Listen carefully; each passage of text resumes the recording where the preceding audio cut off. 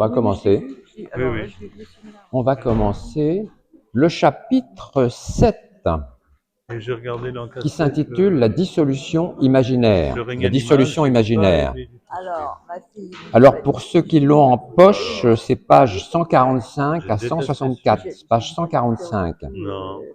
Et ceux qui l'ont en seuil, c'est page 103. Et c'est en date du 18 janvier 1956. Voilà. Donc, il était dans l'hiver, lui aussi, à cette époque-là.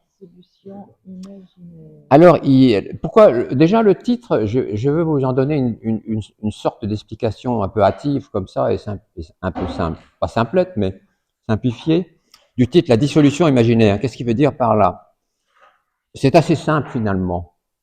C'est vous, en tant que sujet, vous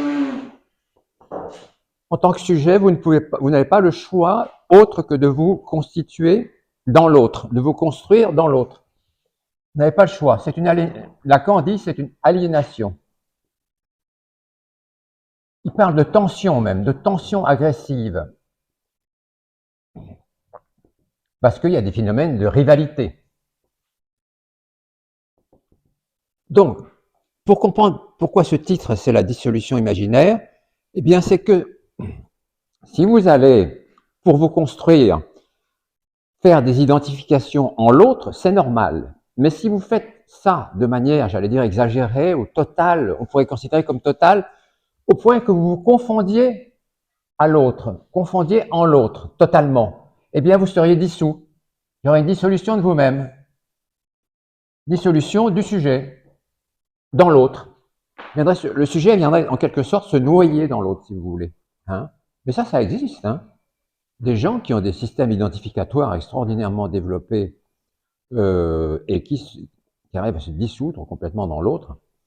Et c'est ce qui arrivait globalement à Schreiber, justement, dont on parle beaucoup cette année. Une discussion, par exemple, pour les artistes rock ou les quoi? Les artistes rock. Ah. Oui.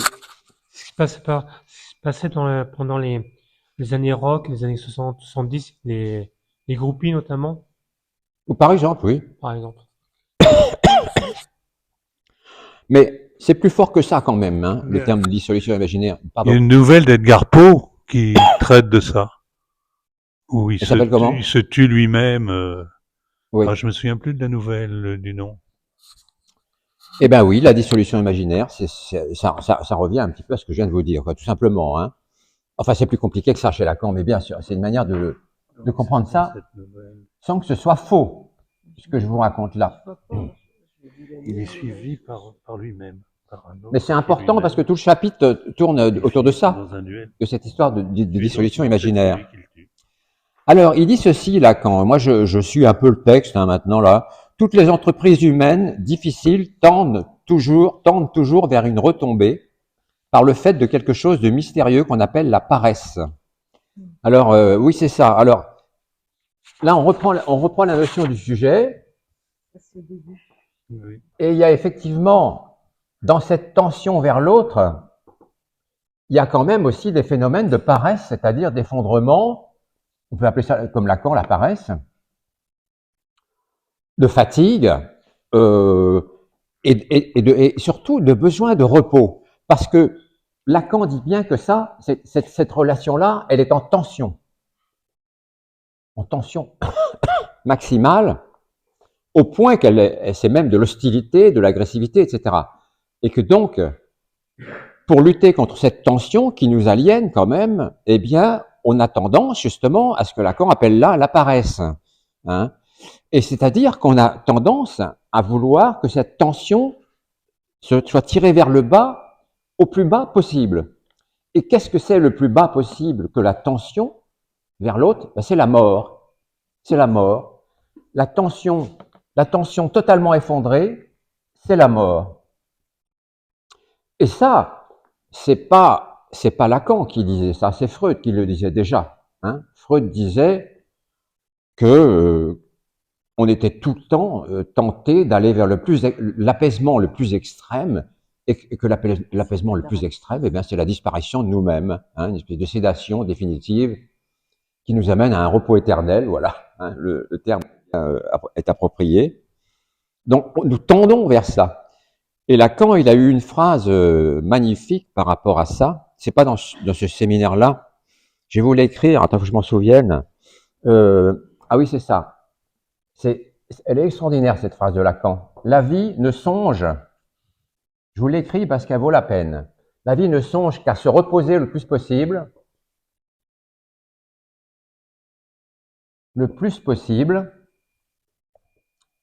et il rajoutait, la vie ne songe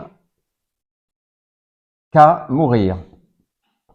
C'est une phrase très, très étonnante, hein, d'une très grande puissance, une phrase un peu triste, hein, mais qui est très forte. La vie ne songe qu'à se reposer le plus possible, la vie ne songe qu'à mourir. Ça, c'est une phrase de Lacan dans un de ses séminaires, je ne sais plus lequel. Je me demande si c'est pas celui qu'on a fait l'année dernière. Je ne me souviens plus exactement, mais elle est facile à retrouver parce qu'elle est connue, cette phrase de Lacan. Mais elle est sublime. Elle est sublime. Mais elle reprend, si vous voulez, un peu la thèse freudienne de l'apaisement ultime, qui est la fin de soi-même.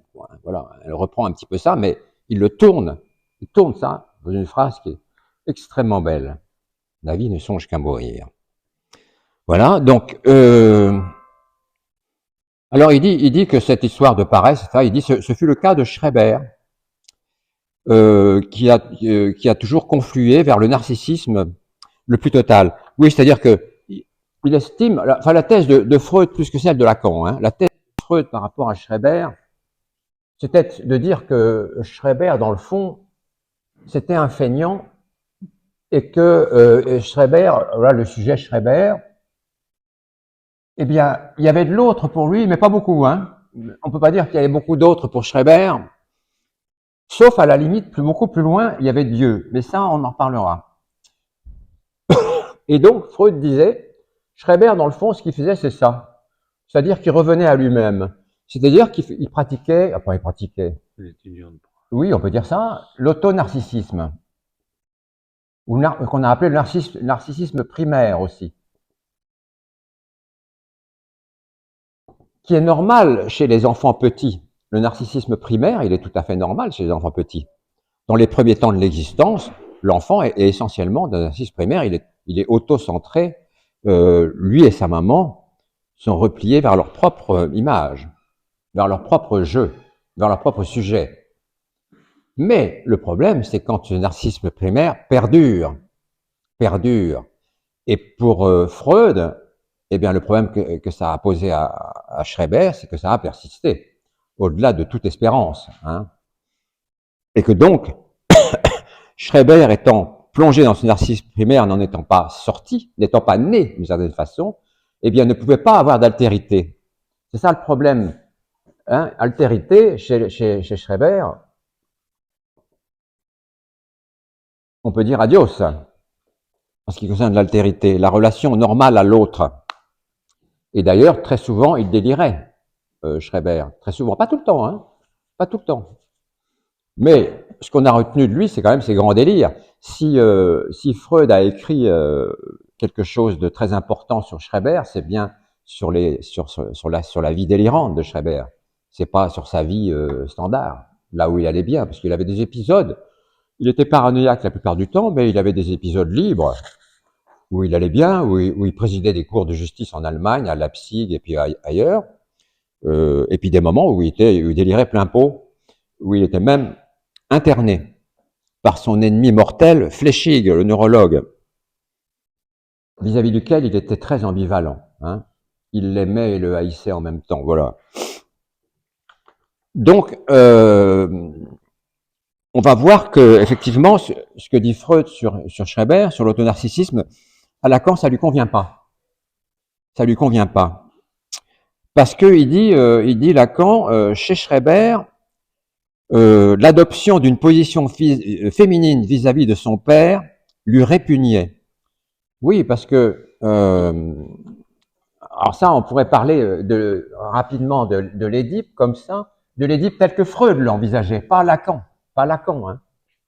L'Édipe tel que j'efface cette phrase, j'espère que vous l'avez copiée parce que elle est superbe.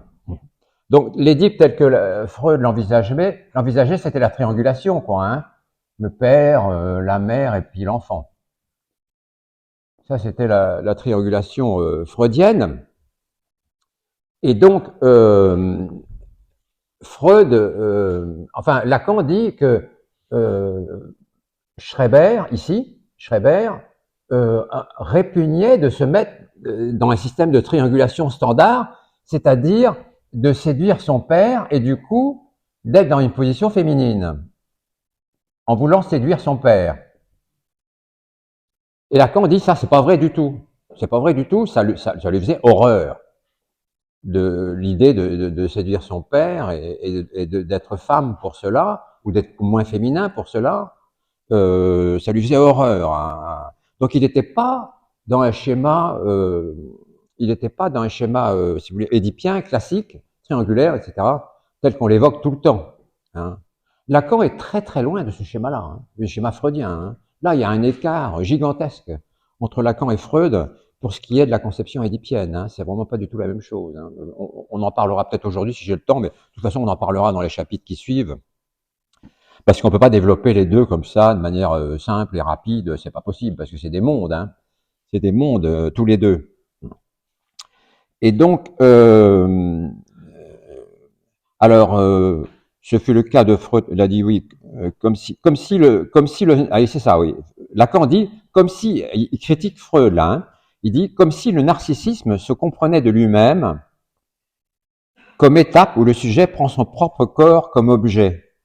Voilà, il dit comme si ça allait de soi que l'enfant puisse se retourner, le sujet enfant puisse se retourner vers lui-même automatiquement comme ça, que c'était une évidence, etc. Pour lui, ça va pas du tout de soi. Eh ben, ça va pas du tout de soi déjà parce qu'il y a de l'autre. Déjà parce qu'il y a de l'autre. Il y a de l'autre, et puis il va y avoir du lui ou du tu, du lui et du tu. Dont on ne sait pas exactement ce qu'ils contiennent. C'est ce que dit Lacan dans son chapitre. Le lui, comme le tu, ce sont des enfin une manière d'apostropher le tu en tout cas, dont le contenant n'est pas véritablement bien cernable, quoi, véritablement. Hein. C'est guère possible. Mais en même temps, ça existe. Nous, on passe notre temps à apostropher. On dit bonjour, c'est une apostrophe. Au revoir, etc. On passe notre vie à apostropher pour faire exister l'autre. Pour faire exister l'autre et pour exister nous-mêmes. Hein. Lacan avait une phrase très étonnante par rapport à ça. Il avait parlé des chiens. Il avait dit les chiens, ceux-là qui n'ont d'être qu'à ce qu'ils soient nommés. Une étrange phrase, hein. Les chiens, virgule, ceux-là, CEX, qui n'ont d'être qu'à ce qu'ils soient nommés. C'est-à-dire qu'un chien, s'il n'est pas nommé, il n'a pas d'être. Hein. De la même façon qu'il disait que les hiéroglyphes dans le désert, s'ils ne sont pas nommés, ben ils n'ont pas d'être, ils n'ont pas d'existence. Mais les chiens, la phrase est bizarre. Hein. Les chiens, ceux-là, qui n'ont d'être qu'à ce qu'ils soient nommés. Eh bien, nous, on fait exister les autres et nous faisons exister nous-mêmes en les nommant et en les apostrophant. Comment vas-tu? Tu es ceci aujourd'hui, etc. Tu seras cela demain. Et donc, l'auto-narcissisme, le narcissisme primaire, il est tout de suite parasité par toutes ces affaires avec l'autre. Et donc, c'est pas quelque chose qui va de soi.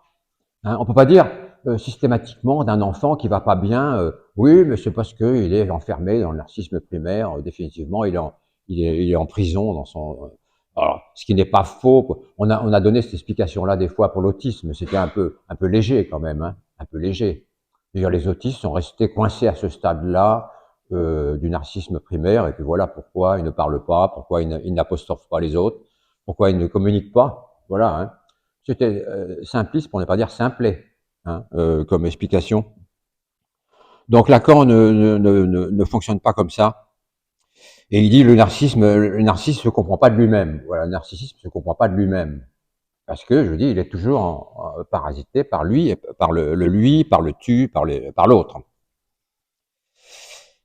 Et il dit, chez Schreber, alors c'est ça, je vous ai dit, l'adoption d'une position féminine vis-à-vis de son père lui répugnait, mais pas vis-à-vis de Dieu. Voilà. Donc Schreber, toute son histoire, c'est ça. Schreber, son histoire, c'est que l'autre, il va l'anéantir d'une certaine façon, il va pas pouvoir, parce qu'il est psychotique, il va pas pouvoir faire une négociation avec l'autre, comme nous, on en fait tout le temps pour nous constituer, pour nous bâtir, pour construire notre personnalité. On est sans cesse en train d'aller piquer des choses en l'autre, c'est tout à fait normal. On appelle ça les identifications. Hein. Il y a tout un chapitre chez Freud, même presque un bouquin sur les identifications, qui est extrêmement intéressant. Hein. Je vous dis comme ça en passant. Donc Schreber, comme l'autre, c'était pas possible parce que, comme dit Lacan, la position féminine pour séduire son père lui répugnait, etc. Eh bien, il a choisi beaucoup plus loin. Il a choisi Dieu. Là, c'est beaucoup plus facile. Parce que Dieu, eh bien, comme dit Lacan, pour Schreber, c'était éminemment énigmatique. Schreber, dans son texte, Mémoire d'un névropathe, il ne dit jamais, pas une seconde, il ne dit ce que c'est que Dieu. Il nomme Dieu, il l'apostrophe même, mais il ne dit pas ce que c'est que Dieu. Pas du tout. Et donc, c'est commode pour Schreber de passer au-dessus de l'autre et d'aller directement à Dieu, et de là, à partir de là, de pouvoir se mettre en position féminine. En position féminine, vouloir être une femme, c'est ce qu'il dit, hein. Je serai une femme pour que Dieu me féconde et qu'ainsi je puisse, avec Dieu, repeupler le monde qui n'est fait que de mécréants et de gens de peu. Donc voilà, c'était ça le truc de... Donc il avait... Et en même temps, ce qui est curieux, c'est que, comme je vous dis, à aucun moment il ne définit ce que c'est que Dieu, Schreber, et il n'avait pas vraiment de dialogue, il n'y a pas de dialogue entre lui et Dieu, quoi. Il met Dieu très loin pour que Dieu ne vienne pas l'emmerder d'une certaine façon, et que pour que lui, Schreber, ne s'anéantisse pas en Dieu, si vous voulez. Dieu devenant une espèce d'autre avec un A majuscule, il aurait pu se noyer en Dieu, Schreber, et disparaître. Mais il a pressenti ce danger. Là, oui, on peut dire ça. Schreber a pressenti ce danger et il l'a mis le plus loin possible. Comment? Eh bien, en rendant Dieu totalement énigmatique. C'est pour ça qu'il n'en parle pas. Hein, c'est pour ça qu'il n'en parle pas. C'est sa défense. C'est ce que dit Lacan. Hein, c'est sa défense. Dieu est énigmatique. Je le connais pas. Donc, du coup, il est pas dangereux. Il va pas menacer. Et je peux pas me perdre en lui puisque je sais pas ce que c'est. Je sais pas si c'est une surface, si c'est un volume, si c'est un être, etc., divin ou pas. Je n'en sais rien. Donc, il ne présente pas de menace pour moi, Dieu. Voilà. Et Schreber disait d'ailleurs, je ne l'aime pas lui. Alors, quand il disait je ne l'aime pas lui, ça voulait dire je n'aime pas mon père, je ne veux pas être plaisant ou plaisante à mon père et avoir une image féminine vis-à-vis de mon père. C'est Dieu que j'aime, c'est Dieu qui m'aime. Voilà, c'est tout ce qu'il disait de Dieu, c'est Dieu qui m'aime. Donc il n'y avait pas de problème, et Dieu était très loin. On aurait pu mettre Schreber d'un côté là du tableau, et puis Dieu complètement à l'autre bout du tableau, si vous voulez, pour que vraiment ils se fichent la paix l'un à l'autre. D'une certaine façon, c'est ça qu'ils cherchaient. Hein. C'est ça qu'ils cherchaient. Et dans le fond, c'était pas complètement idiot, parce que Schreber était tellement délirant qu'il aurait pu effectivement, lui, connaître la dissolution imaginaire en Dieu, à l'intérieur même du divin. Mais la distance énigmatique qu'il a mis entre lui et Dieu a permis qu'il évite cet écueil. Voilà, donc c'était pas sa défense, c'est pas stupide. Et on pourrait, si vous voulez, on pourrait faire un tout petit schéma. Bon, les schémas c'est toujours un peu dangereux, mais enfin bon, on les met à la poubelle une fois qu'on les a faits. C'est ça qui compte. On pourrait faire un petit schéma par rapport à cette histoire d'absorption par l'autre et par Dieu en mettant comme ça, en ordonnée ici, en abscisse comme ça, vous savez, les fonctions. Parce que Lacan dit ceci. Alors ça c'est assez compliqué à comprendre, mais enfin quand on lit le texte. Mais si on l'explique, c'est pas si compliqué que ça. Il dit l'Édipe, alors ça c'est l'Édipe lacanien, c'est à la fois une fonction et une distance. Donc ça, c'est un peu énigmatique quand on lit ça comme ça, parce qu'il n'explique rien, hein. Il dit ça comme ça, hein. Il dit ça comme ça, brut de décoffrage. L'Édipe, c'est une fonction, une distance. La distance, vous avez compris ce que c'était. L'Édipe, ben, c'est la distance entre vous. La distance, c'est celle qui existe entre vous et l'autre. Et pour Schreber, c'est la distance qui existe entre Schreber et Dieu. Hein. Donc l'Édipe, il est faisable pour nous parce que l'autre, il n'est pas si loin que ça. Mais pour Schreber, il n'est pas faisable. Il n'y a pas d'Édipe chez Schreber. On va pas faire son Édipe avec Dieu. Hein. Ça, c'est pas possible. Donc ici, on pourrait mettre, si vous voulez, l'autre, ou la quantité d'autre, ou la qualité de l'autre, si vous voulez. La masse, on pourrait dire presque la masse de l'autre que vous allez intégrer pour confectionner votre propre personnalité. Qu'est-ce que vous allez prendre? Quelle quantité de l'autre vous allez acheter dans l'épicerie de l'autre pour constituer votre propre personnalité? On mettrait l'autre ici, et puis là, on mettrait la temporalité du sujet. Ça, c'est moi qui fais ce petit schéma, il vaut rien du tout, hein, mais bon, vous le mettrez à la poubelle quand vous aurez compris à peu près ce que je vous racontais. Donc, la temporalité du sujet. Eh bien, quand le sujet naît, il est dans le narcissisme primaire, donc sa quantité d'autre, elle est à 0 ici. Il n'y a pas de quantité d'autre chez l'enfant naissant, chez l'enfant qui arrive sur la scène du monde. Il n'y a pas d'autre encore. Il n'y a que sa mère, mais sa mère, c'est pas un autre pour l'enfant. C'est, Lacan dit, la mère et l'enfant, c'est un objet unique au démarrage. Hein, c'est au démarrage de l'existence. Et puis, avec le temps qui passe, eh bien, le sujet va aller prendre de l'autre de plus en plus, va aller prendre de l'autre jusqu'à un certain plateau. Il y a un moment où ça va s'arrêter quand même. Il y a un moment où ça va s'arrêter. Pourquoi? Ben, ça va s'arrêter parce qu'il va y avoir de la rivalité, il va y avoir de la jalousie et la fameuse tension dont parle Lacan. Donc, on ne peut pas aller plus loin que ça. Alors, par contre, si on n'est pas bien, si on est psychotique, si on est délirant comme Schreber, on peut se dissoudre en l'autre. C'est-à-dire qu'on peut prendre beaucoup trop d'autres, jusqu'à faire de l'autre un Dieu. Et à ce moment-là, ça monte au plafond jusqu'à Dieu, par exemple. Dieu n'est qu'un exemple, hein. Parce que beaucoup de psychotiques peuvent se dissoudre en l'autre, mais c'est pas forcément en Dieu. Ça, c'est dans l'histoire de Schreber que c'est comme ça. Et c'est pas vrai pour tout le monde. Hein. Et donc, vous voyez un petit peu que là, il y a la dissolution. Et là, il n'y a pas de dissolution. Là, il n'y a pas de dissolution. Vous avez pris une certaine quantité d'autre qui est raisonnable. Vous n'avez pas dépensé tout votre argent, hein, dans le magasin de l'autre. Hein. Vous avez pris un peu, ce qu'il faut pour vous, un petit peu pour vous façonner comme ça, et puis vous vous êtes façonné, vous êtes vous. Hein, vous êtes vous. En même temps que croire que l'on est soi, c'est compliqué. Hein. Lacan avait dit cette phrase aussi assez surprenante que je vous ai déjà énoncée ici. Il avait dit « Nous croyons que nous sommes nous ». Hein, nous croyons que nous sommes nous.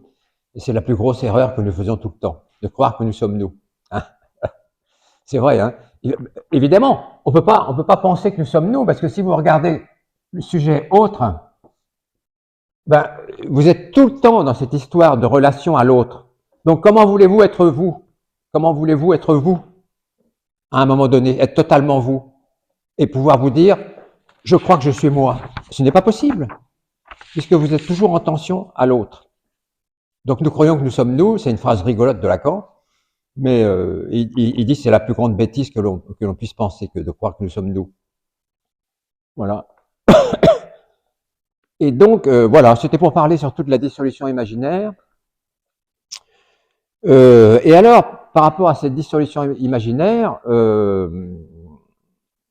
l'Édipe, la fonction, la distance, voilà. Donc, la fonction, la distance, ben c'est ça. Je l'ai représenté ici. Hein, ça, c'est une fonction, dans le fond. C'est une fonction géométrique, une fonction mathématique, grossière, il faudra que vous oubliez. C'était juste pour que vous ayez une image, une métaphore graphique qui vous permet de comprendre un petit peu comment on va quérir l'autre, etc. Le chérir et lui piquer ce qui est bon pour nous. Et la distance, eh bien, c'est effectivement le fait que vous n'alliez pas complètement vous perdre dans l'autre. Vous gardez vis-à-vis de l'autre une certaine distance, hein, S de A, autre. Là, il y a la distance, voilà. Alors, pour garder cette distance, qu'est-ce qu'il faut? Eh bien, il faut être névrosé. Pour garder cette distance, il faut d'abord être un être parlant, bien entendu, hein, ça Lacan le dit et le répète à longueur de temps. Il faut d'abord savoir parler pour pouvoir apostropher l'autre. Parce qu'il n'y a pas d'autre si vous ne pouvez pas l'apostropher. Si vous ne pouvez pas dire « Tiens, comment vas-tu aujourd'hui ?» Ben, il n'y a pas d'autre en face, si vous ne pouvez pas lui parler. Hein. Et donc, la distance, elle est nécessaire en même temps pour ne pas aller sombrer en l'autre. Pour ne pas aller sombrer en l'autre, il faut que cette tension, elle demeure. Et cette tension, comme elle nous embête, elle produit du symptôme psychopathologique, et elle produit de la névrose, c'est-à-dire de l'angoisse, de la dépression, de la phobie, de l'hystérie, de tout ce que vous voulez, un caractère obsessionnel éventuellement. Mais c'est nécessaire d'être névrosé. On ne peut pas ne pas être névrosé. Si on n'est pas névrosé du tout, c'est qu'on est psychotique, donc c'est pas terrible non plus d'être psychotique. Il vaut mieux être névrosé et avoir une certaine dose de névrose qui nous permet de garder en tension toujours, cette distance à l'autre. Hein, cette distance à l'autre. Tout le monde a connu ce truc-là, que quand vous vous promenez dans la ville, n'importe où, dans la rue, et vous voyez quelqu'un au loin que vous connaissez. Et ce jour-là, pour une raison X, Y, Z, vous n'avez pas envie de parler à cette personne. Ben, vous allez l'éviter. Hein, vous allez l'éviter, vous allez regarder la vitrine et puis passer la tête basse comme ça, pour pas avoir à lui parler, hop, et puis vous êtes content de l'avoir évité. C'est l'attention à l'autre qui vous fait faire ça. Hein. Et donc votre attitude, elle est un petit peu névrosée là, hein, un petit peu névrosée. Enfin, on pourrait vous reprocher en vous disant, mais t'es complètement taré, pourquoi tu lui parles pas, c'est ton ami, etc. Oui, mais ce jour-là, vous n'avez pas envie. Donc voilà, vous faites une espèce de détour et puis vous faites une manœuvre, hein, une manœuvre, un peu un soupçon perverse, un soupçon névrosé justement, névrotique, pour éviter la personne, voilà, pour ne pas connaître, pour pas rentrer en tension avec cette personne à qui vous allez devoir parler, l'apostropher, etc., échanger, et vous mettre en situation de sujet en regard de l'autre. Voilà, ce sont des exemples un peu lourdeaux, mais je vous l'accorde, mais c'est pour que vous compreniez quand même des choses qui sont essentielles chez Lacan, hein, parce que chez Lacan quand même, hein, bien sûr, il y a la question du signifiant qui est extrêmement importante chez lui, chez Lacan, mais il n'y a pas que la question du signifiant. Il y a aussi ça, ce que je vous explique depuis le début de cette séance, à savoir la relation du sujet, c'est-à-dire son moi, à l'autre. À l'autre. Et ici, si vous voulez, le sujet au plus près de lui-même, Lacan appelle ça, comme Freud, le moi idéal, qui n'est pas forcément un terme favorable d'ailleurs, et ici, il l'appelle l'idéal du moi. Comme Freud. Mais Freud a un peu tangué entre les deux pendant longtemps. Freud a un peu tangué. Lacan ne tangue pas entre les deux, ne tangue pas du tout. Le moi idéal, pour lui, eh bien, c'est justement de rester du côté du narcissisme primaire et de penser que nous sommes une totalité. Totalité. Que nous sommes un être, un sujet complet, qui n'a pas besoin d'être complété, justement. Un sujet complet n'a pas besoin d'être complété, il n'y a pas besoin d'autre. Donc c'est un peu une catastrophe hein, quand même. Hein. Donc ça, c'est le moi idéal, et donc on n'a pas tellement intérêt à rester du côté de ce moi idéal-là, de départ. On est dedans, c'est normal d'être dedans au départ, c'est le zéro que je vous ai mis dans mon petit graphe tout à l'heure. Après, au temps, grâce à nos capacités imaginaires, Lacan insiste beaucoup sur la question de l'imaginaire, hein, vous le savez bien, imaginaire, nous tendons vers l'autre, et ça, c'est toujours du côté de l'idéal du moi, c'est-à-dire que ça reste un idéal qu'on n'atteint pas, ça reste quelque chose d'idéalisé qui est inatteignable, hein, parce que vous cherchez à retrouver quoi? Ben vous cherchez à retrouver le moi idéal, en fait.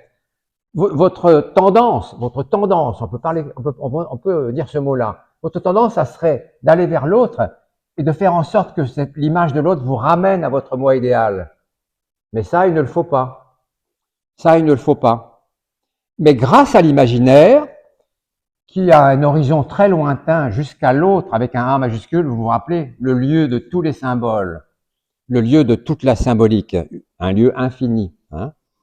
Nous tendons vers cet autre-là, mais nous n'y accédons pas. Nous n'y accédons pas.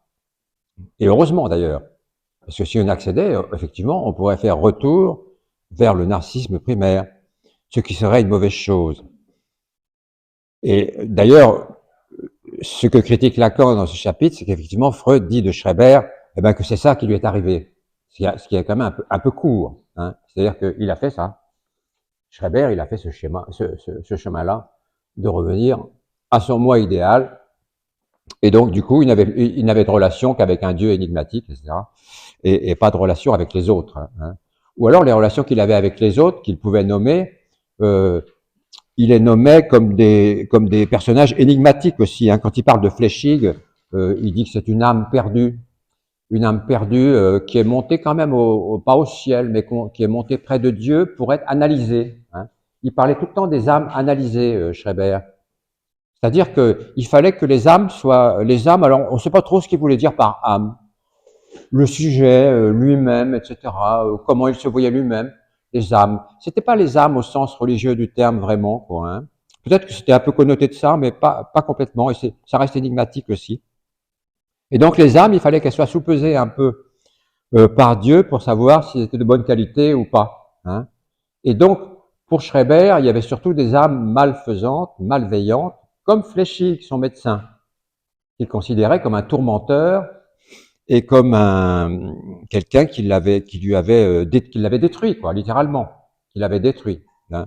Tout en étant extrêmement ambivalent, parce qu'il y avait chez Schreber une tendance homosexuelle très très puissante, et qui faisait qu'il était aussi amoureux de Flechsig, tout autant qu'il voulait sa destruction, tout autant.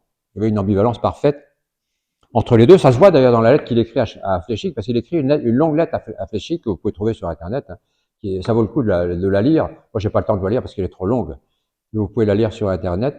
Et on voit bien qu'il lui déclare sa flamme par moment, et puis tout d'un coup, il se met à l'insulter. Il y a une espèce de bascule comme ça incessante dans cette lettre entre l'insulte et l'amour par rapport à Flechsig.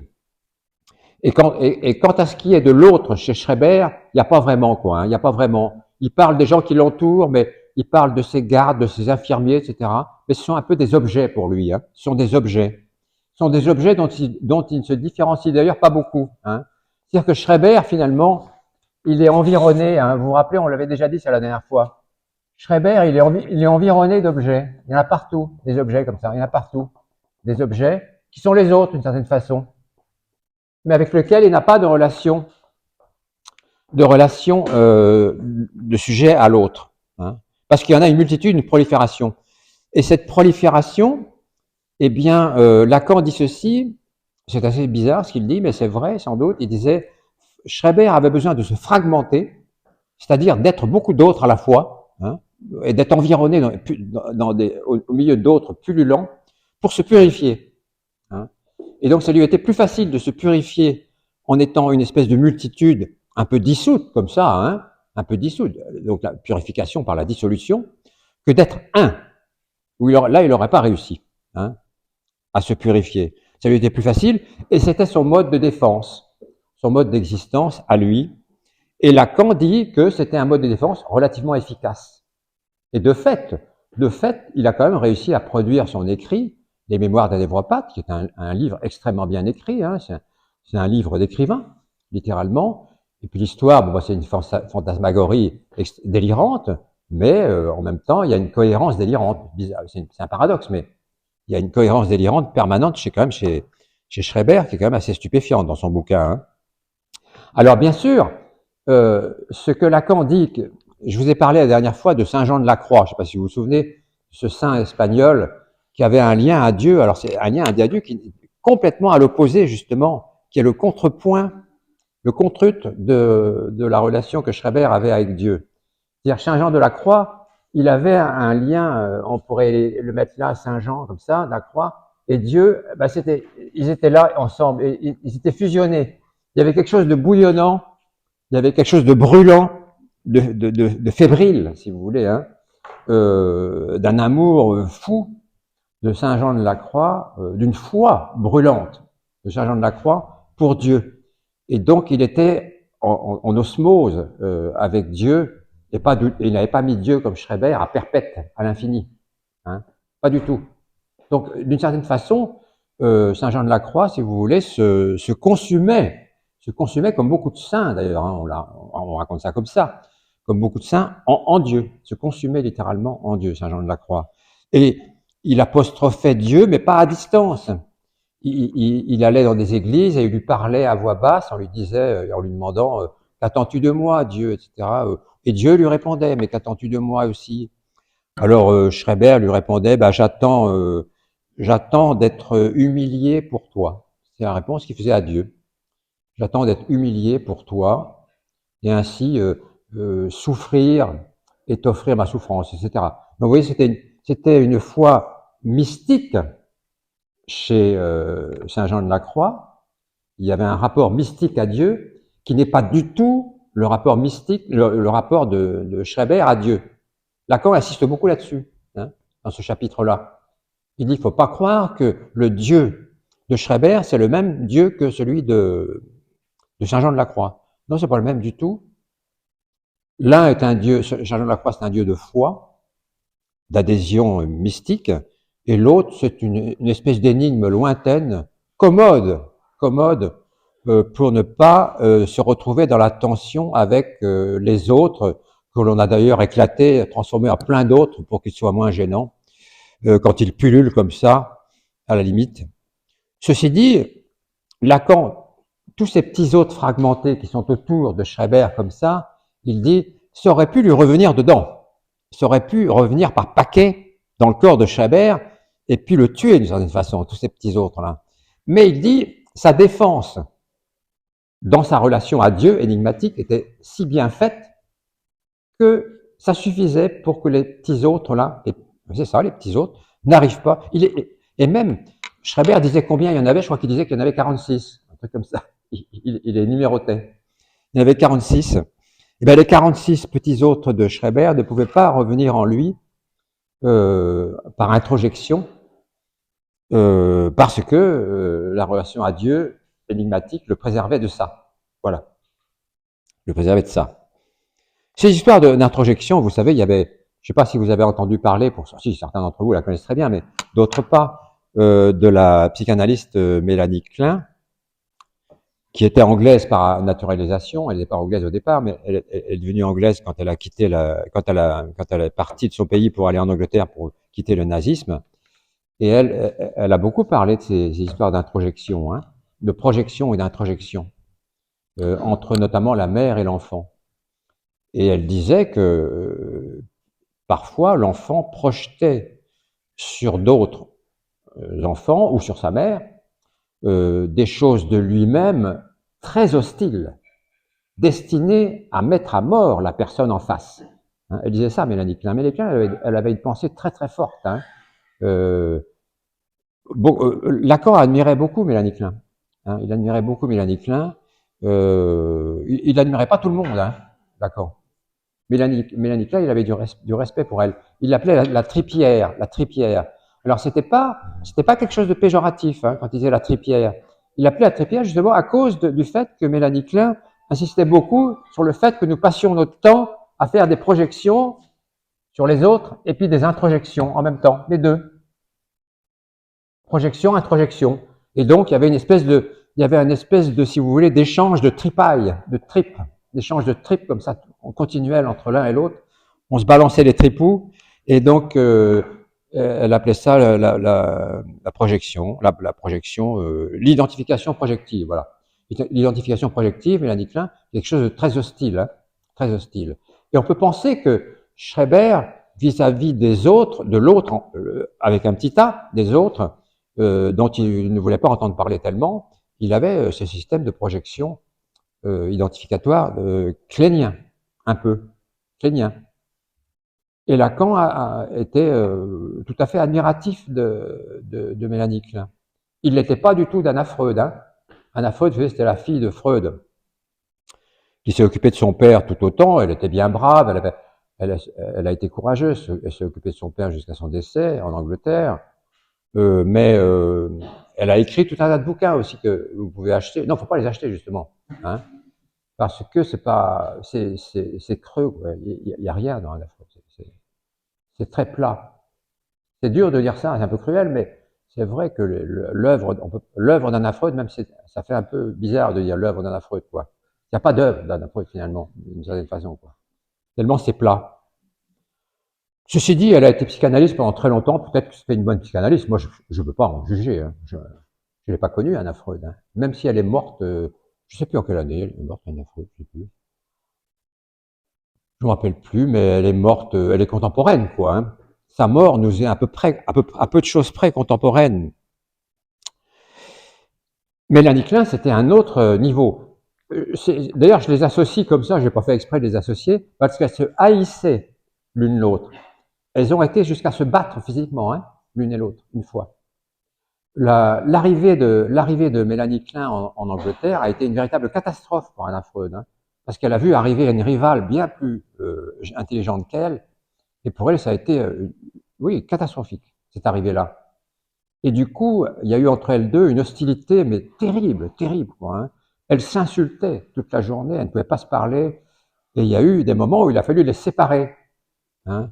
C'est Winnicott à qui il est arrivé de les séparer, Donald Winnicott, hein, de les séparer, parce qu'elles se seraient écharpées, quoi, hein, littéralement, quoi, ne pas se saquer.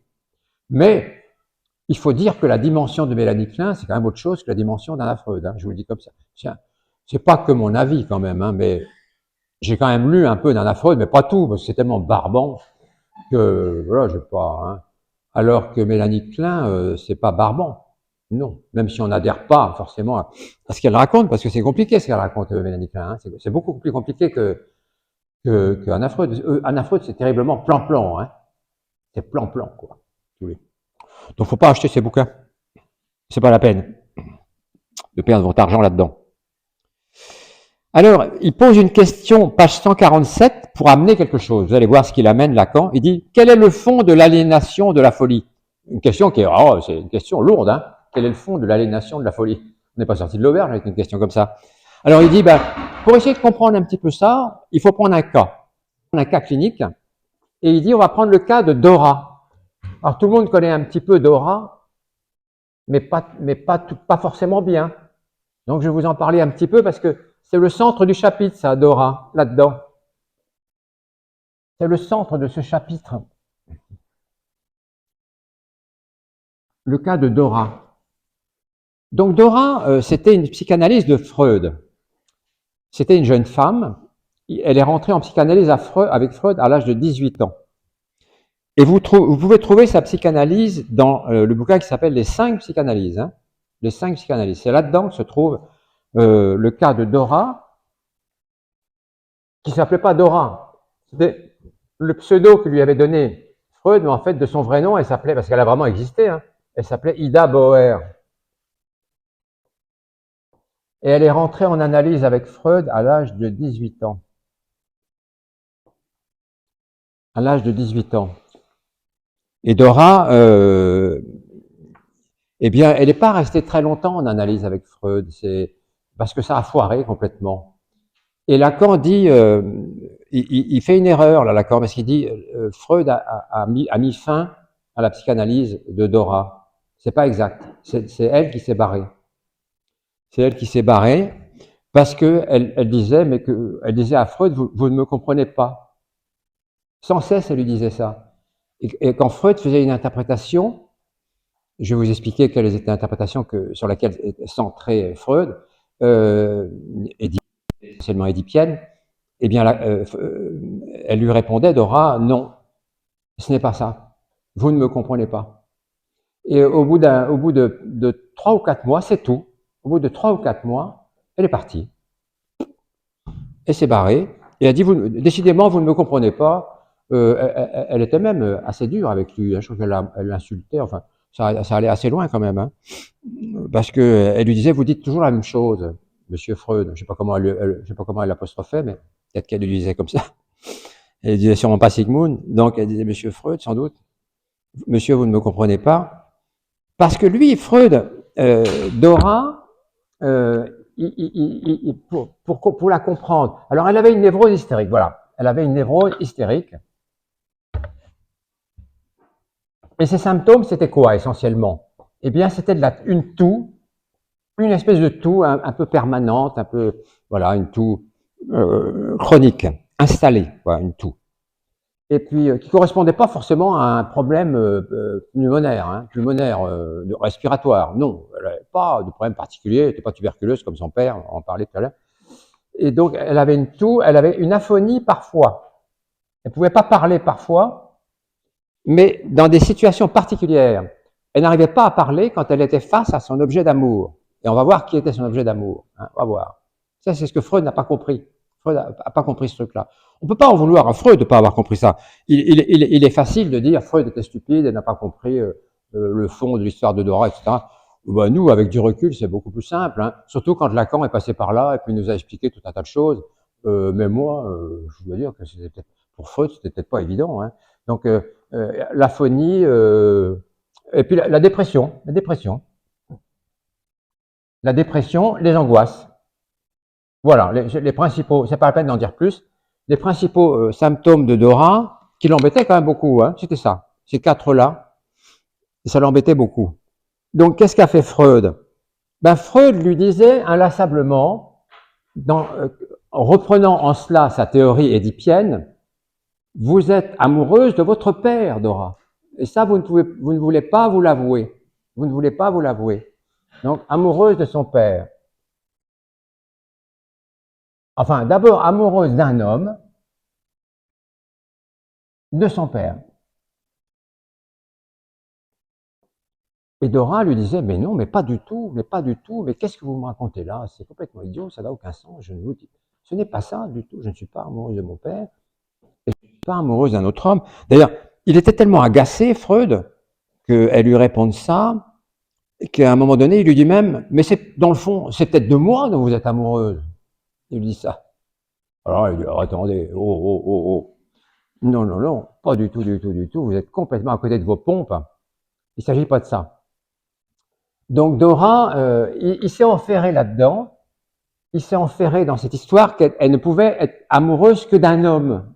C'était pas possible. Alors, peu importe que ce soit lui, que ce soit son père, que ce soit un autre homme, etc., peu importe, il pouvait pas sortir de ça. Surtout que Dora, elle avait une famille, un père, qui s'appelait Monsieur Boer, on va pas donner les prénoms et tout ça, parce qu'on n'en sortirait pas. Monsieur Boer, et puis il y avait une mère, Madame Boer. Madame Boer, et puis il y avait des rejetons, enfin, on va surtout parler de Dora. Elle avait un frère aussi, mais bon. Il y a Dora, voilà. Et ces gens-là, ils avaient des amis. Ils avaient des amis que Freud appelle Monsieur et Madame K. Monsieur et Madame K, qui s'appelaient pas comme ça. Ils s'appelaient, de leur nom de famille, c'était Zelenka. De leur vrai, parce qu'ils ont existé en vrai. Hein. Il s'appelait Zelenka, il y avait Hans Zelenka qui était le monsieur, il y avait Pepina Zelenka qui était Madame Zelenka. Et Monsieur Boer était éperdument amoureux de Madame K, qui était une femme très jolie, très belle, etc. Éperdument amoureux de Madame K, Monsieur Boer, qui pourtant n'était pas spécialement ragoûtant, lui, parce qu'il avait la syphilis quand même. Et la syphilis, à l'époque, bonjour, hein. Il n'y avait aucun traitement, donc il avait une syphilis très avancée, il était déjà un peu atteint sur le plan neurologique, et en plus de ça, il avait la tuberculose. Il était tuberculeux syphilitique, donc question séduction, c'était pas top quand même, hein. Mais bon, quand même, il draguait Madame K, puis ça marchait pas si mal. Hein, elle était pas dégoûtée, quoi. Bon, après tout, pourquoi pas, un syphilitique tuberculeux, c'est pas gênant. Donc il y avait une histoire entre les deux là, très forte, Et Dora, par rapport à Dora, dès ses 12 ans, parce que là je vous ai dit qu'elle était rentrée en analyse à 18 ans, mais dès ses 12 ans, elle avait compris cette histoire-là.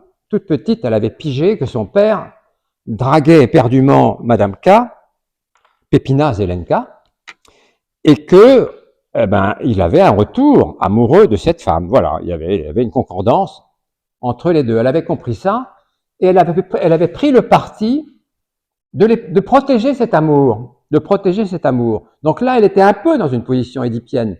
Là, Freud n'avait pas tout à fait tort, puisqu'elle protégeait son père. Elle protégeait son père parce que, évidemment, son père n'allait pas raconter à Madame Boer, tu sais, je sors avec Madame K. Ah non, il lui racontait pas. Hein.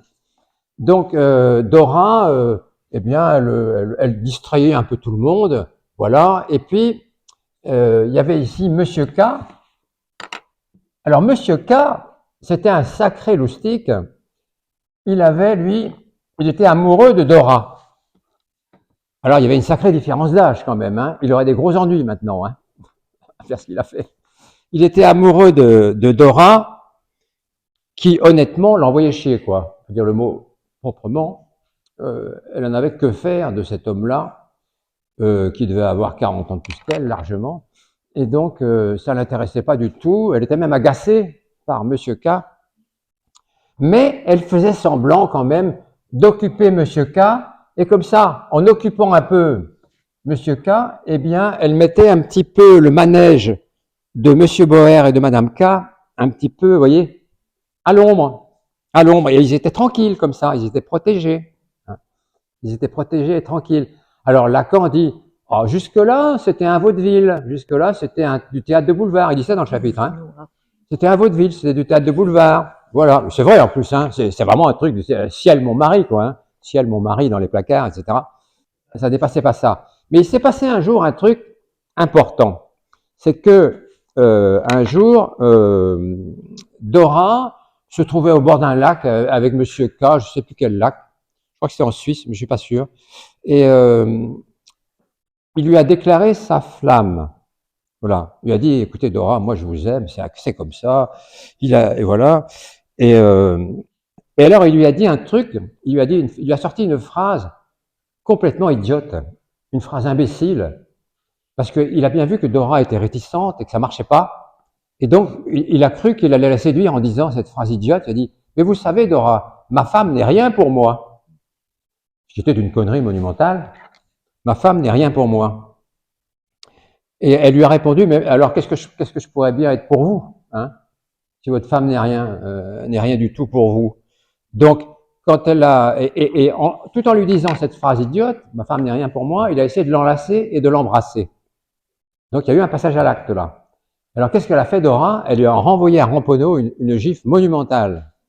Une gifle monumentale. Et la gifle, elle est très importante, dit Lacan.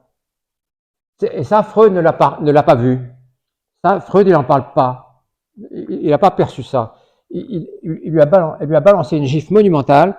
Et Lacan dit ceci dans le chapitre, textuellement, je ne sais plus où, parce que j'ai perdu mon fil de mes notes. Il dit, à partir de ce moment-là, ce n'est plus un vaudeville, ce n'est plus du théâtre de boulevard. Voilà. À partir de la gifle.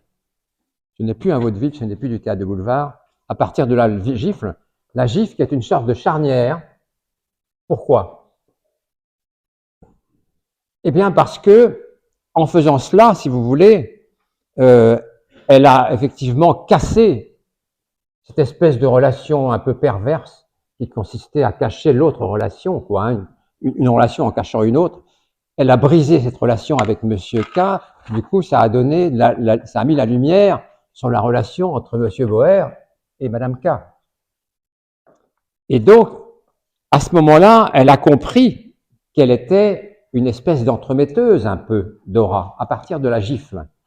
Elle a compris que son père, dans le fond, en lui faisant jouer ce jeu-là, parce que son père savait très bien qu'elle jouait ce jeu-là, de le protéger lui, contre Madame Boer. Et donc, elle a dit à son père, mais dans le fond, toi, qu'est-ce que tu cherches à faire? C'est à me prostituer, hein, pour que tu sois tranquille auprès de Madame K. Tu cherches à ce que je sois la pute de service, pour que tu sois bien tranquille dans tes petites affaires amoureuses avec Madame K. C'était ça qu'elle lui a reproché carrément. Hein. Donc là, on n'était plus dans le théâtre de boulevard, on n'est plus dans le vaudeville, là, ça change de tonalité, quoi. Hein. Et donc, vous voyez bien que là, du coup, on n'est plus du tout dans la question édipienne, quoi. Et à partir de là, si vous voulez, Dora, eh bien, on a compris une chose, et elle en a parlé quand même, elle l'a exprimé à Freud qui ne l'a pas entendu. Elle a dit, vous savez, moi, je trouve Madame K extrêmement belle. C'est Dora qui a dit ça à Freud. Hein. Je trouve que Madame K est extrêmement belle. C'est-à-dire qu'elle s'est tournée comme son père vers Madame K. Je dis, elle s'est tournée. Non, depuis longtemps, elle s'était tournée vers Madame K. Mais Freud ne le voyait pas, ça. Parce que c'était pas possible pour Freud que ce soit une femme, tout simplement. Voilà. Parce que dans l'affaire édipienne classique, telle que lui l'avait construite, c'est-à-dire la triangulation père, mère, enfant, eh bien, ça pouvait être qu'un homme pour une fille. Ça ne pouvait être qu'un homme pour Dora.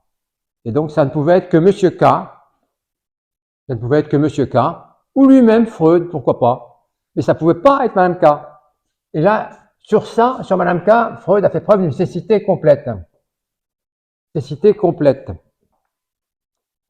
Et donc, c'est à ce moment-là, c'est quand Dora a compris que Freud ne comprendrait jamais l'attirance de Dora, l'attirance homosexuelle de Dora pour Madame K, son amour pour Madame K très, très fort, très violent, hein, c'est là qu'elle est partie. C'est là qu'elle est partie, elle lui a dit, vous ne me comprenez pas, vous ne comprenez rien. Donc, c'est pas la peine que je reste, elle est partie. Et elle a fait avec lui que 3 ou 4 mois, hein, c'est tout, d'analyse. Hein. D'ailleurs, moi, je suis toujours un peu surpris de voir à quel point on peut épiloguer autant sur Dora quand on sait qu'elle a été que 3 mois en psychanalyse avec Freud. Quoi. Moi, je reste toujours perplexe, un petit peu. Hein. On peut sortir des grandes lignes comme je les ai sorties là, parce que Lacan avait quand même étudié la chose de manière très approfondie. Et donc, on est à peu près sûr d'être sur un terrain assez stable. Mais il y a des gens qui ont écrit des milliers de pages sur le cas Dora, alors qu'en fait, la psychanalyse de Dora, ça doit tenir dans un petit carnet minuscule, quoi. Voilà, c'est rien du tout, c'est 3 mois, quoi. Hein. C'est que dalle. Hein.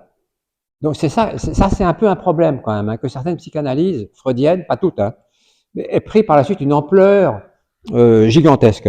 Et d'ailleurs, Dora est devenue très célèbre au point que elle ne le savait pas d'ailleurs. Quand elle a grandi, elle n'avait pas bien compris qu'elle était célèbre. Elle savait qu'il y avait un cas qui était célèbre chez Freud, mais elle ne savait pas que c'était elle. Et un jour, elle est partie habiter New York pour des raisons diverses. Elle est partie habiter New York. Et puis, elle est tombée sur un psychanalyste qui s'appelait Felix Deutsch, qui est un psychanalyste connu, et qui a dit d'elle d'ailleurs des choses pas très sympas, parce qu'il a dit d'elle après, c'était l'hystérique la plus répugnante que j'ai jamais rencontrée. C'est pas top comme remarque. Sur, il y a eu pire. Hein, Ernest Jones avait dit, Ernest Jones, qui était le patron de la psychanalyse de l'époque, avait dit c'était une hystérique répugnante aussi, pareil, horripilante, répugnante, etc. Bon, elle était habillée pour l'hiver. En tout cas, elle est partie donc à New York, et puis elle a trouvé ce psychanalyste Felix Deutsch, qui en écoutant son histoire, parce qu'elle lui a raconté son histoire forcément en psychanalyse sur le divan, et il a compris tout d'un coup, mais il s'est dit, mais c'est Dora. Qu'est-ce qu'elle me raconte là? Mais c'est Dora, c'est Ida Boer, c'est pas possible ça. Et il lui a dit à elle, mais vous êtes Dora, vous êtes Ida Boer. Alors elle lui dit, ben de fait, j'ai été analysé par Freud de telle date à telle date. Ben oui, ben vous êtes bien Ida Boer, vous êtes Dora. Alors elle était contente, mais alors là, oh là là là là, la célébrité, la gloire, etc. Elle n'en pouvait plus, Dora, elle n'en pouvait plus. Et donc, elle a clamé partout, je suis la Dora de Freud, etc. Oh, c'était l'extase de sa vie, l'accomplissement de sa vie. Enfin, ceci dit, elle est morte quelques mois plus tard d'une occlusion intestinale. Oui, elle est descendue quand même. C'était pas féerique jusqu'au bout. Quoi. Ça n'a pas été féerique jusqu'au bout. Enfin, elle a quand même pris conscience qu'elle était un personnage célèbre. Mais tout ça pour dire que dans une psychanalyse comme celle-là, eh bien, Lacan, il va plus loin que ça. Il dit pas seulement que Dora recherchait, si vous voulez, dans son homosexualité, Madame K. Il dit non, c'est pas ça. Dora, elle cherchait quoi? Elle cherchait ce que c'est la question, qu'est-ce qu'être une femme? Qu'est-ce qu'être une femme? Au travers de Madame K, c'était ça la grande question de Dora.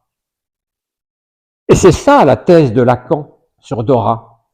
La féminité, l'accès à sa propre féminité,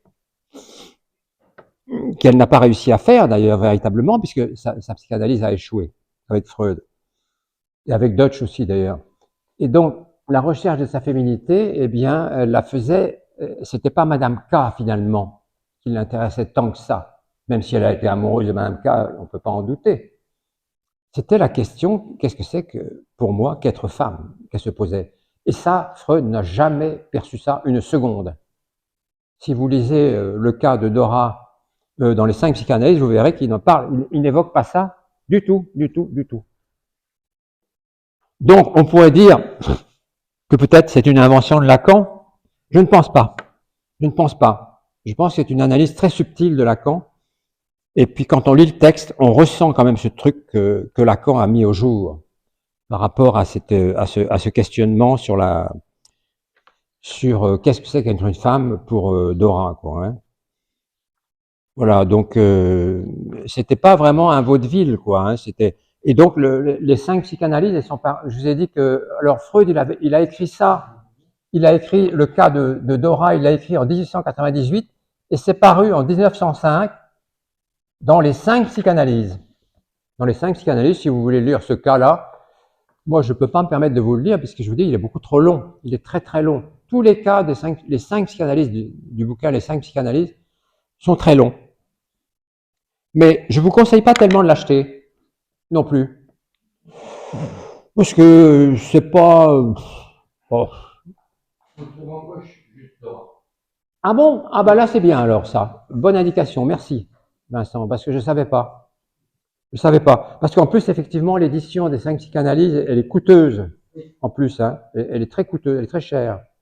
Donc, et puis, on voit souvent les étudiants en psychologie ont tous au moins un bouquin de Freud, c'est les 5 psychanalyses. Et c'est bizarre parce que c'est le moins intéressant. Dans le fond, c'est curieux, quoi. Qu'il y ait cette espèce de fascination pour ce bouquin-là, qui n'est pas tellement intéressant. Pourquoi? C'est mon point de vue, mais je suis pas le seul quand même à penser ça. Parce qu'elles sont un peu faisandées, toutes ces psychanalyses-là, dans la mesure où elles ont été travaillées, retravaillées. C'est des espèces de chefs-d'œuvre, quoi, si vous voulez. Comme des chefs-d'œuvre de charcutier, quoi, si vous voulez, un peu, quoi, hein, qui fabrique son machin. Et donc, le chef-d'œuvre de Freud, c'était un petit peu ça, et c'est tellement façonné que ça a perdu de sa fraîcheur. Beaucoup de fraîcheur perdue par rapport aux études sur l'hystérie. Oui, ça c'est un bouquin de Freud que vous pouvez acheter, ça s'appelle Les études sur l'hystérie. Ça, je sais pas, ça n'existe pas en poche, ça, je crois pas. Hein. Ça existe au PUF, mais ça vaut le coup de l'acheter parce que là, ce sont les premières psychanalyses de Freud, les toutes premières, et là, il y a de la fraîcheur, il y en a. Là, il y a de la vérité, si vous voulez, il y a de la vérité, il y a de l'authenticité, il y a du vrai. Alors que là, il y en a moins déjà quand même. Hein. Mais Lacan a eu cette vertu quand même de, si vous voulez, de déplomber cette histoire et de lui donner une vérité. Lui donner une vérité du côté de la question qu'est-ce que c'est qu'une femme? Qu'est-ce que c'est qu'être une femme? Pour Dora et sans doute pour beaucoup d'autres. Sans doute pour beaucoup d'autres. Donc ça ouvre, ça a ouvert des univers importants pour beaucoup de gens. Et quand je disais tout à l'heure qu'elle souffrait d'un symptôme qui était l'aphonie, c'est-à-dire qu'à par moment elle ne pouvait plus parler, quand est-ce qu'elle ne pouvait plus parler? C'est quand elle voyait Madame K. Eh oui. Chaque fois qu'elle était en face de Madame K, elle était aphasique, complètement. Elle ne pouvait plus parler du tout. Donc elle était sidérée d'amour pour Madame K et par la question de sa féminité, au travers de Madame K. Voilà. Hein. Il y avait une espèce de sidération totale. Quelle heure est-il? Oh là. Oui, alors, dans le chapitre, il y a une phrase de Lacan. Je vais vous dire 2 mots là-dessus, puis on arrêtera après, parce que je ne pas trop, comme je vous le dis à chaque fois, il n'est pas question de vous farcir la tête de trop d'éléments.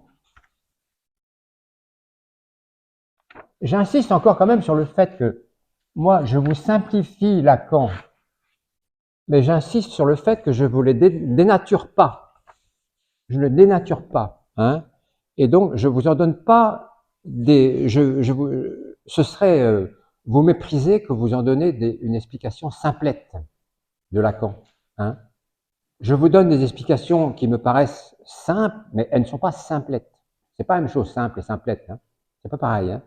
Il n'y a pas la même connotation péjorative dans les deux acceptions. Donc,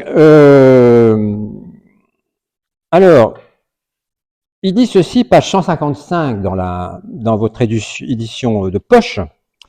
Il dit « L'homme connaît une insuffisance native. » L'homme connaît une insuffisance native.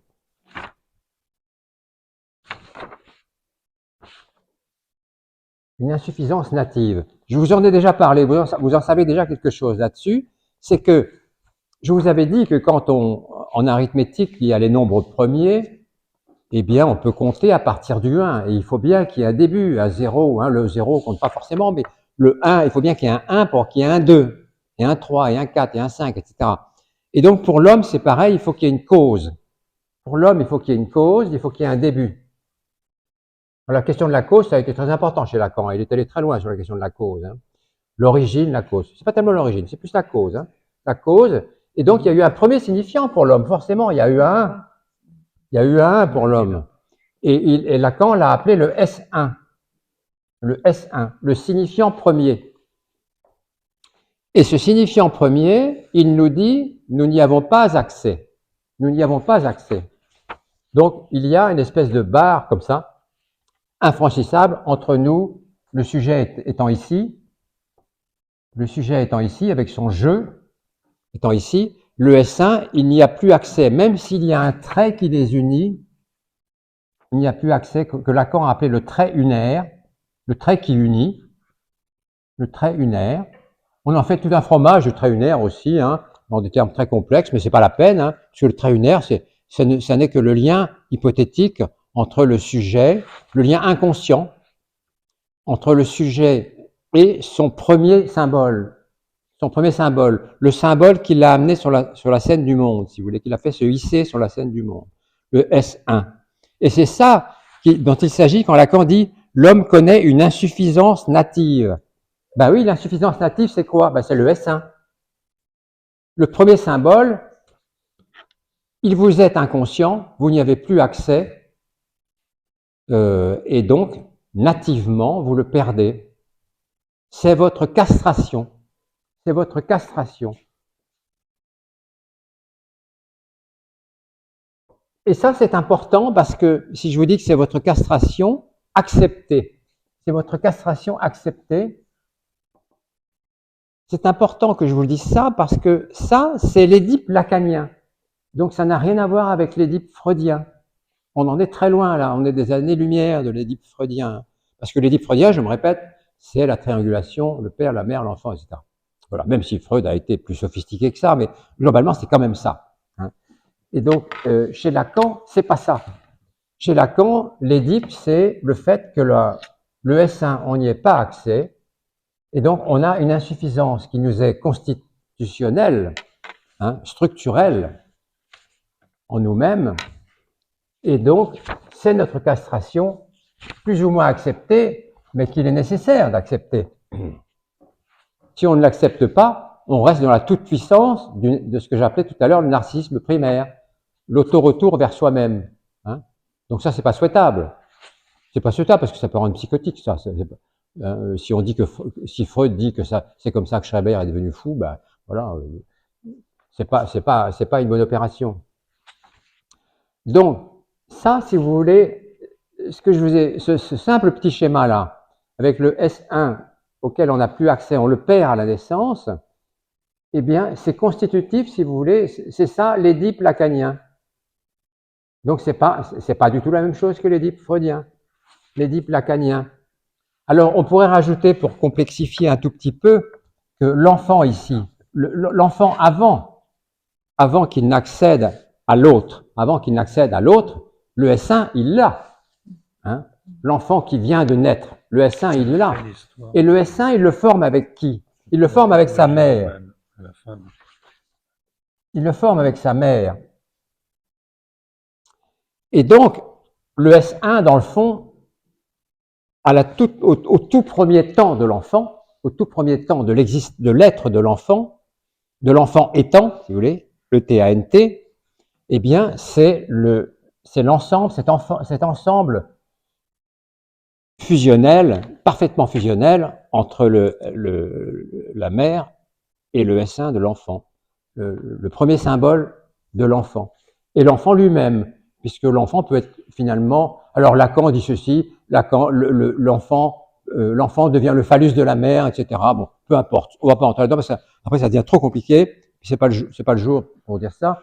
Mais en tout cas, je voulais vous dire ça pour vous dire que vous voyez que la formulation édipienne lacanienne, eh bien, elle n'est pas pareille que celle de, c'est pas la même chose que celle de Freud du tout.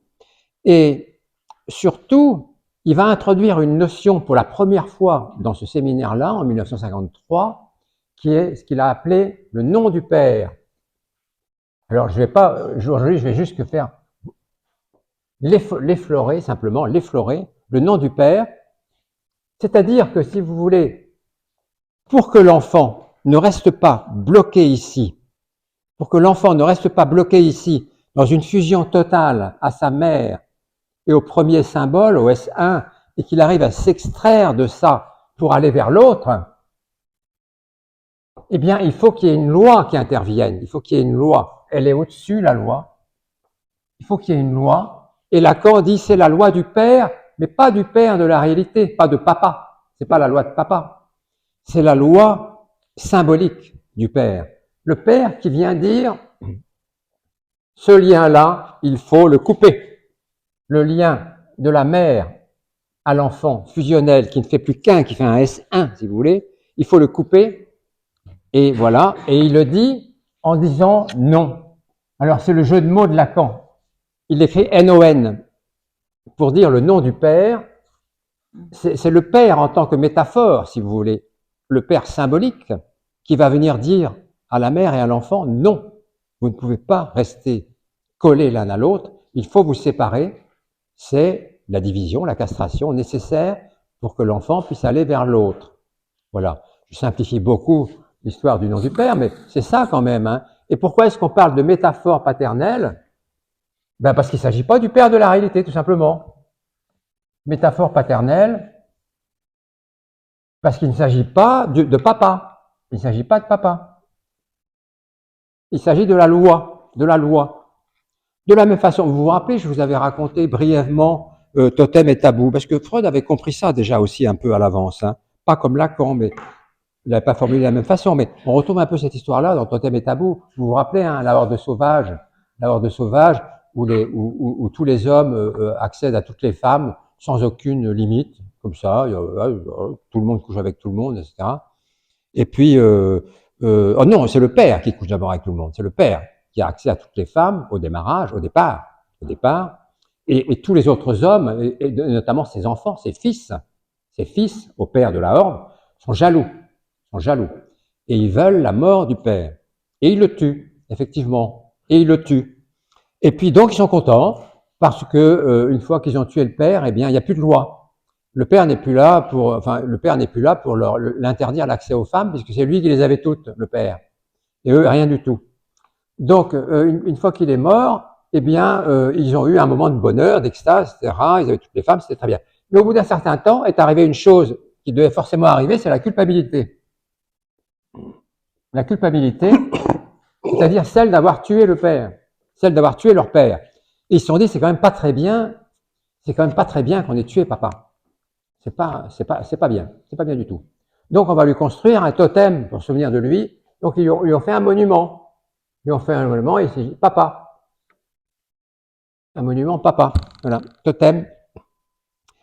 Et ce totem, ils se sont prosternés devant lui, cette pierre, là sans doute, peut-être une pierre, je ne sais pas, je ne me rappelle plus exactement dans le texte comment il est fait ce totem, mais cette pierre, si c'est une pierre, eh bien, ils se prosternaient devant elle, et puis en disant, eh bien, nous avons fauté, nous ne devons pas fauter comme ça, nous ne devons plus coucher avec toutes les femmes, c'est interdit, notre père nous l'interdit, même mort, en tant que métaphore, vous voyez, voilà, métaphore du nom du Père, notre Père nous dit non, non, vous ne pouvez pas coucher avec toutes les femmes et vous ne pouvez pas coucher avec vos sœurs et avec vos frères. C'est-à-dire, vous ne devez pas être incestueux.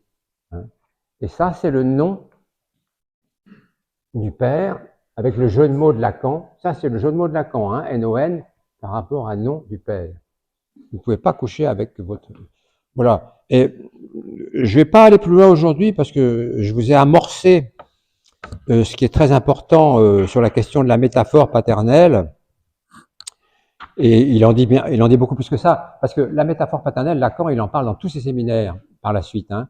Et il est tout le temps en train de remanier la question du nom du père et de la métaphore paternelle. Mais c'est quand même en 1953, dans ce séminaire-là, que arrive, dans ce chapitre-là, la question du nom du Père. Hein. Et c'est dans ce séminaire-là que pour la première fois, il va mettre des tirets entre nom, du et Père. Il va mettre des tirets pour montrer que c'est un truc, c'est un bloc.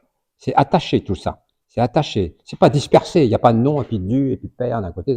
C'est attaché, c'est solide. Ça peut faire la loi. Ça peut faire la loi parce que c'est du costaud. Hein. C'est cristallisé, si vous voulez, quoi. Hein. Et donc, vous voyez que on peut très bien comprendre la métaphore paternelle. Elle est nécessairement métaphorique puisque le père, il est mort pour Freud. Hein. Et donc, pour nous aussi, la loi, elle provient d'un père symbolique. Voilà. Et non pas. D'ailleurs, dans une famille, vous pouvez très bien avoir des familles où il n'y a pas de père, hein, ou des enfants qui sont dans une situation d'être placés. Hein, d'être placés. Il n'y a pas de père, mais la loi symbolique, elle intervient quand même. Donc, il y a toujours la métaphore paternelle, elle peut toujours intervenir, y compris quand il n'y a pas de papa présent. En ce sens, la métaphore paternelle, elle est beaucoup plus forte, beaucoup plus instructive, je dirais, opératoire chez Lacan que chez Freud. Hein, voilà. Donc, je vais arrêter là aujourd'hui parce que c'est déjà pas mal, hein, quand même. Hein, déjà pas mal. Et donc, on se revoit dans 15 jours cette fois. Il n'y a pas 3 semaines d'écart pour une fois. Il y a 15 jours. Hein. Je peux ajouter quelque chose? Pardon? Je peux ajouter quelque chose? Bien sûr. Il faut pour que ça fonctionne que la mère aussi reconnaisse cela chez le père. Tout à fait. Parce qu'on le voit bien dans les familles d'enfants psychotiques, la mère ne reconnaît pas et ça reste fusionnel. Absolument. Tu as parfaitement raison de dire ça, Alain, et je l'ai pas dit parce que je peux pas tout dire. Mais c'est vrai, il faut l'approbation maternelle. D'ailleurs, pendant le stade du miroir, il y a l'approbation de la mère sur tu peux aller vers l'autre, etc. Tout à fait, c'est tout à fait exact. Voilà, je vous remercie et donc à dans 15 jours.